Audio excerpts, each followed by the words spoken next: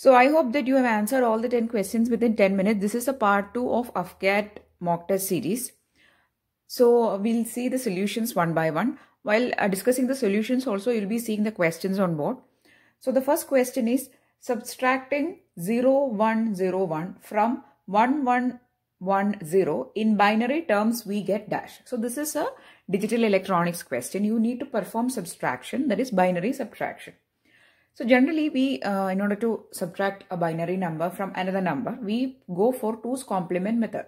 Okay, so we need to subtract a number 0101 from 1110, right? So we need to subtract this number from this number. So we'll take the 2's complement of this second number, which we need to actually subtract from another number. We'll take the 2's complement and then we'll add with the next number. That is the method. Okay, so that is a method which we adopt for performing of subtraction. So it is 1110 and this is the number to be subtracted from this. So we'll take that 1's complement and then add 1 to get the 2's complement. That is, simply we are going to take the 2's complement of this number 0101. We are going to take the 2's complement and we'll be getting, first we'll take 1's complement 1010, then plus 1. So that is the 2's complement 1101. So this is the number which we have obtained by performing the 2's complement of this number. Next, in order to subtract this number from this, we have to add these two numbers. Okay, we are going to add these numbers. Okay, so I'm going to write that number below this one, 1011. Just perform addition, binary addition. 1, 110 carry 1, 110 carry 1. 1, 1 and 1 means 1 and carry 1. We can neglect the carry as of now. So the result we are getting is 1001. Okay. So if you don't know anything about the binary addition or binary subtraction, I've done a lot of videos on this, which is included in the digital electronics playlist. Okay. So please do watch it. So just as a summary of this question, in order to subtract two binary numbers, we have to take the 2's complement of the second number, which we actually have to subtract from the other number. So I'll write it in general terms. Consider if you want to perform A minus B. Okay.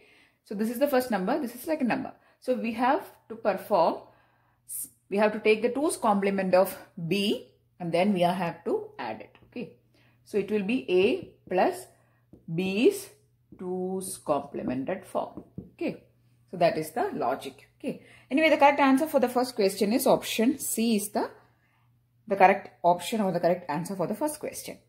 Moving on to the second question, which is a theory question.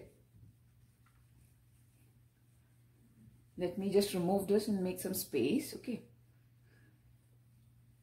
So the second question is from 8085. We'll be doing a series for 8085 very soon, which will be included in one of the upcoming weeks. Okay. So in 8085 microprocessor, dash is the highest priority interrupt. A, INTR, B, RST 5.5, C, RST, D, trap.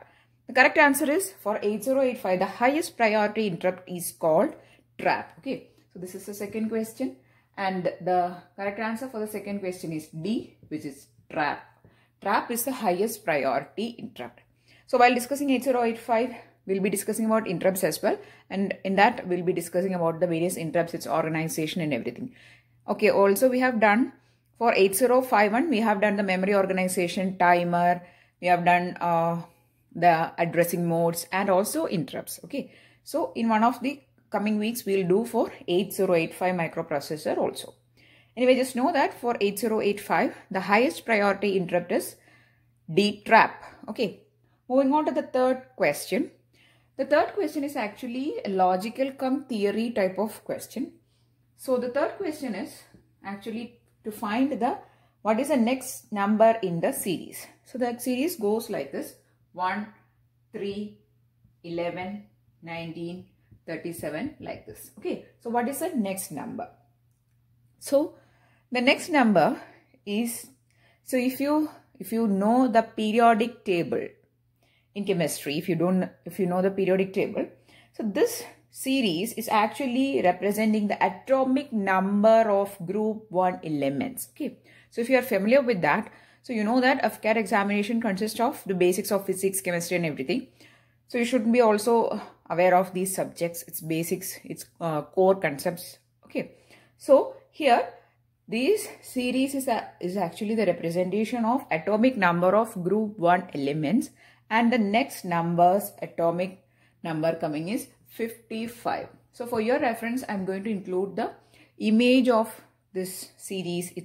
That is the group 1 elements I'm going to include. So in that you can clearly see that the next numbers or the next elements atomic number coming is 55. Okay, so the correct answer here is option A, 55. So please do refer the figure now to have more clarity.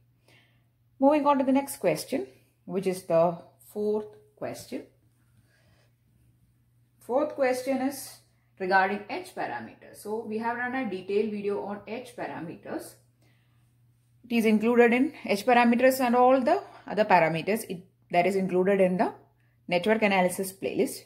So here the question is connecting H parameter and transistor. Okay, so the H parameter is also called hybrid parameter. Okay, of a transistor dash A constant, B vary with temperature. No, the parameters generally don't vary with temperature, so it's not right. For also they are not constant. C are dependent upon collector current. Yeah, that is the correct answer. C are dependent upon the collector current. D none of the above. No. So the correct answer is H parameter of a transistor is actually depending on the collector current IC. Okay. Correct answer is option C. Next question. Question number 5. Question number 5 is regarding Schmitt trigger. So Schmitt trigger can be used as A, comparator, B, square wave generator, C, flip-flop, D, all the above. The correct answer is these Schmitt triggers or multivibrators can also use for these purposes. Okay, they are generally, especially Schmitt triggers, are used for as flip-flop, as comparator and also as square wave generator. So the correct answer is all the above, which is option D.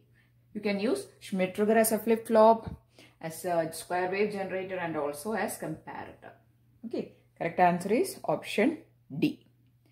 Next question, question number 6 is regarding semiconductor theory or from semiconductor theory.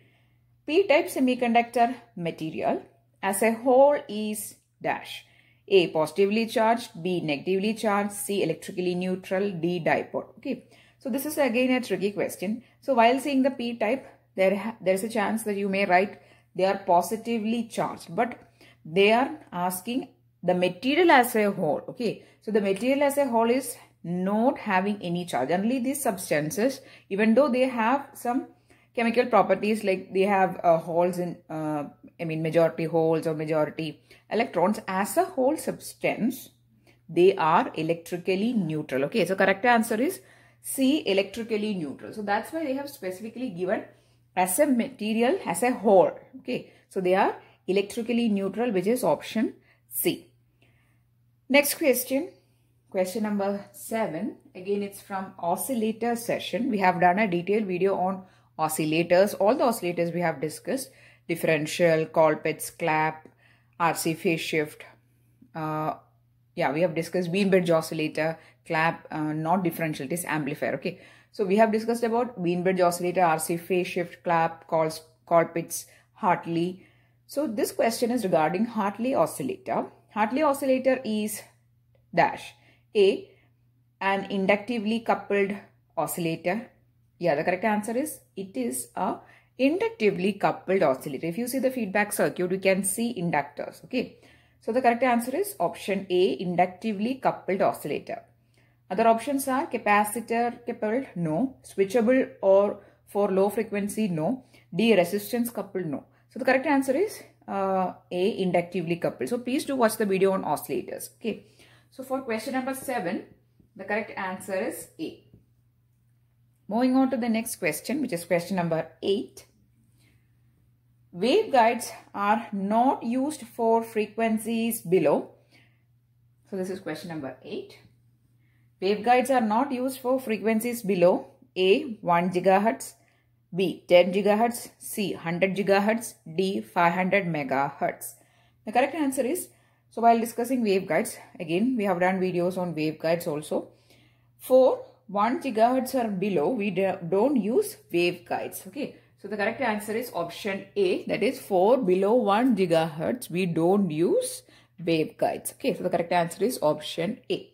Then next question, which is question number 9. That is from digital electronics. The universal gate is A AND, B NOR, C XOR, D NAND. So here there can be a confusion because we generally say NAND gate and NOR gate both as universal gates. Okay, right. So this question is actually having an ambiguity. So there are chances people may get confused. Why? Because two options are given, out of which B and, that is out of the 4 options, B and D are also called as, both called as universal gates, because we say NOR gate and also NAND gate is universal gate, right? So which is the correct answer? The correct answer in the answer key they have given as NAND gates, because we generally, even though we use NOR gates also, we most commonly use NAND gates for realizing circuits more. So the correct answer is D NAND gates. I'm saying it once again. Option B NOR gate is also called as universal gate. So if the options is having only NOR gate, you have to pick that. Okay. Since here NOR and NAND is given and we most commonly use NAND, that's why we are taking NAND gate. Okay. So if out of the 4 option only NOR is present, means take that. And also out of the 4 option only NAND is present, means take that. Okay. Don't get confused here. Okay. In the answer key they have given us option D NAND gate. The last question, which is question number 10, is from radar. Okay. The peak transmitted power in a radar system is increased by a factor of 16. The maximum range will increase by a factor of dash. Okay. So in order to answer this question, first you should be familiar with the radar range equation. We have done 3 or 4 videos on radar numericals. In the first part, that is in the first video in the playlist, I have explained the equation, the working of how the basic working of radar is, everything in detail.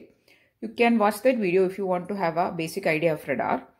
Anyway, just know that the relation between range and transmitted power is, range is directly proportional to transmitted power or peak transmitted power raised to 1/4. This is a most important relation. That is, they'll be asking if the transmitted power is increased or decreased by this times, how the range is affected. So this is the relationship. Again, another important relation is range is directly proportional to the diameter of antenna. This is also important because I have seen questions asking from this relation also. So these two relations are very important, and also other terms are there: minimum detectable power, radar cross section of the target, sigma. All these terms are important. So these connected questions, that is, if one variable we are changing, how will the other get affected? That is a question, right? So you should be knowing the exact equation of radar range so that you can connect these variables. So please do watch that video. Okay, it is included in the radar playlist. So here the question is from transmitted power, and the transmitted power is increased by a factor of 16. So 16 raised to 1/4. Okay. So you can, so this 16 raised to 1/4 is nothing but 2. Right. So the radar range will be twice. So you can call this as range dash is equal to 2 times range. Okay.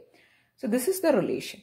if transmitted power is increasing by 16 times, range will increase by that transmitted power raised to 1 by 4 times. Okay.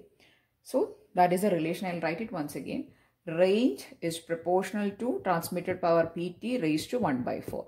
So if, anyway, this is direct proportionality. If the transmitted power is increasing, means range will also increase. Okay. So there is no confusion in that. But to a factor of 1 by 4 only, the range will increase. Okay.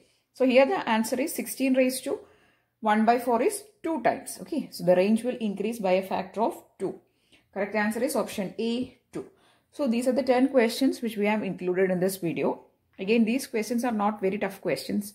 And also these are previous year AFCAT questions. Okay. Not random questions. I'm taking these questions. Initially, all the questions will be from AFCAT examinations or previous year question papers only.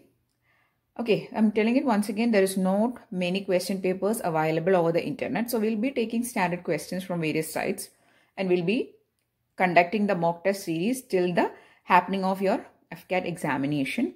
So if you found it useful, please do give it a thumbs up and share it maximum. And if you want more videos, please do subscribe to the channel. Thanks for watching and keep on watching.